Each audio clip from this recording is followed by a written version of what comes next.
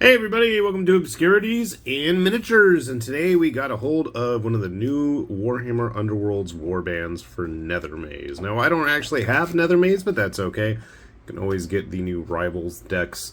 That is one of the nice things. If you have that, you basically have access to all of the current crop of cards, but this is the Hexbane Hunter. So I'm like, that is a possessive noun there. Yeah, so I was like, we've got a full-on witch hunter here.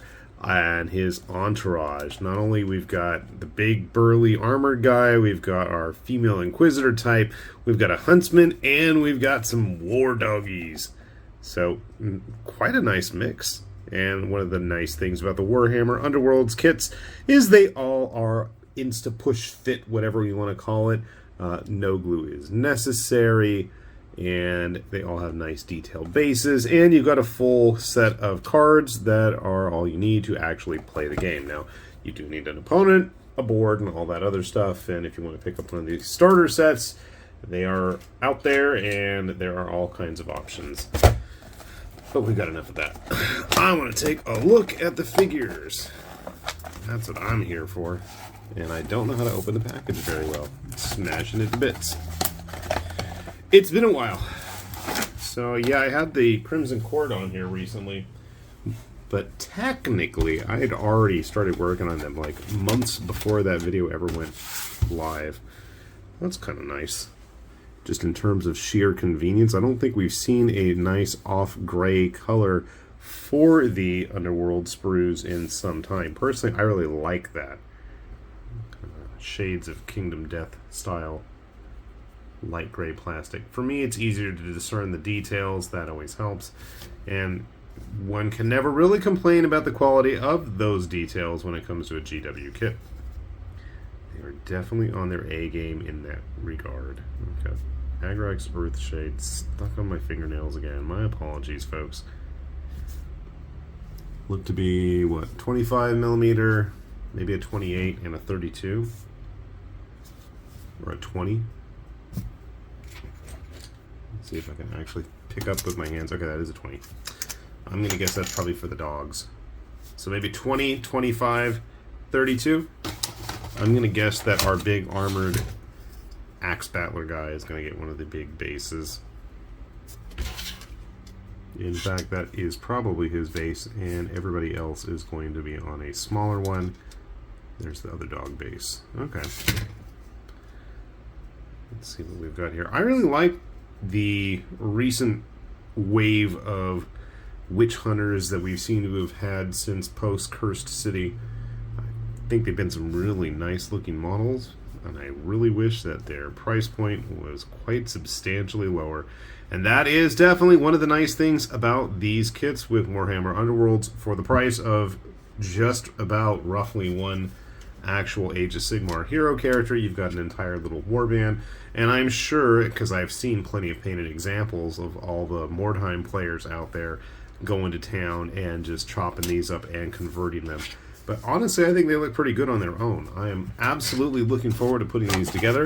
And oh, lo and behold, my cards aren't punctured this time. So that's a nice plus. I've heard that these don't have the same backs. I haven't actually picked up any of the post-Beastgrave warband sets or starters, so I'm not 100% sure what these are going to be like in terms of card backs. I am going to have to take a quick look, though. I don't think they have the same backing as the older cards, so if that's something you're worried about and you're a more competitive type player, do be aware of that. But I'm going to go get these guys built. Let's see how they turn out. Alright, our hunters are all put together here and ready to prowl. So why don't we start off with, I'm guessing this is Hexbane himself. What a nice looking model. Now when you guys mentioned clipping off a lot of the stuff, and I think that's what I'm going to have to actually do with him, the pegs, because I mean, let's be honest, I'm going to end up gluing it and painting it anyway. There's just really noticeable gaps on him. I love the detail in all his gear though. Always been a fan of vampire, witch hunters, inquisitors, what have you. So I think this is going to be a really fun model. I'd love to get the guy from Cursed City to go with him, but yeah, not the prices he's currently going at. We've got our mask guy here. This one I think I might have glued. Looks like it. Messy like it. Obviously we will be going back and doing a little bit of cleaning. Some of these I did not do the best clipping job on. Yeah, you can see the little bits of glue here and there. We'll go back and fix that up. I do like this guy. And armor looks quite used and banged up at this point. It's harpoons or something. I'll have to double check their cards. Hey, at least their cards are all in one piece. Let's say that at least. I don't like her face. It looks too round. Or her hair. I'm not sure if it's a combination of both. I love that gun she's got. I don't know what I'm gonna do about those barrels, but she at least looks like she's ready for business. Dual axes there. That's kind of cool.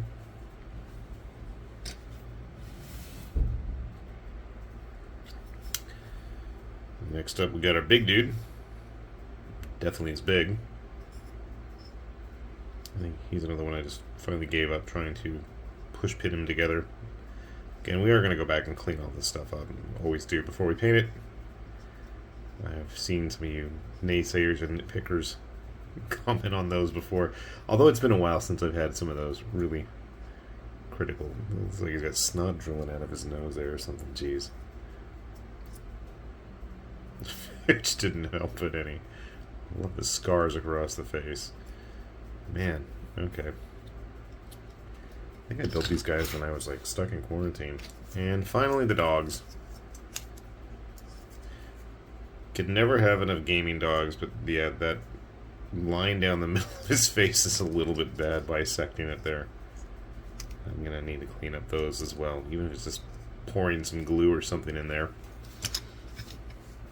But yes, you can never have enough dogs. So I gotta say, a fun little warband, even if you're not gonna use them necessarily for Warhammer Underworlds. Again, I think that is definitely one of the game's strengths, is the variety of warbands we've got. I feel like sometimes they do play it a little bit safe. I did find the zombie one they had, like the mad scientist one. I thought that was a little bit lame. I think they could have really done a lot more interesting and exciting things, to the point where I was like, maybe I'll just get it and proxy in a bunch of Malifaux stuff. You know, like some of the University Transmortis guys or something. Those are way more what I expected, but, you know, it is what it is. Of course, if you're like me and want to really go all in on your Monster Hunter, Vampire Hunter sorts, I mean, I was just grabbing some other models, like this Heresy Lab guy, my old Witch Hunter friend here. So I think, you know, scale-wise, they're going to look really good. And considering, I mean, these are brand spanking new versus, I don't even know how old that sculpt is. And this was like a digital release originally. This is one of the actual cast resin guys. I think you can get the files for this dude online, if that's something you're interested in. I think it looks like they're going to fit in quite nicely with what's already out there. If you were going to go like, I'm trying to see if I have any random peasant types. Well, maybe if you had a bigger base there, my friend. Kind of, sort of. Not bad. So if you wanted to throw in some Fireforged villagers as they're hunting vampires or something, might be worth a shot. But overall, a nice looking warband. One of these days we'll get back to playing. I have not played any of Nethermaze, like I was saying. I think I told somebody. I was all set. I found it the other day for a really good price. And I'm like, And everything was in there except the rats, and the rats were what I really wanted. So, oh well. At least I got all the cards. The cards are in one piece. Hopefully we will get this back to the table. And probably we'll get these guys painted soon. So if you want to see what a semi-mediocre job I do on them when I'm in a rush, by all means, do tune in on those Monday videos when we usually show off painted stuff when I can get around to it. So, with that said, this has been High Lord Tamberlane with Obscurities and Miniatures, saying thanks for watching, and we will see you back here soon. Bye-bye.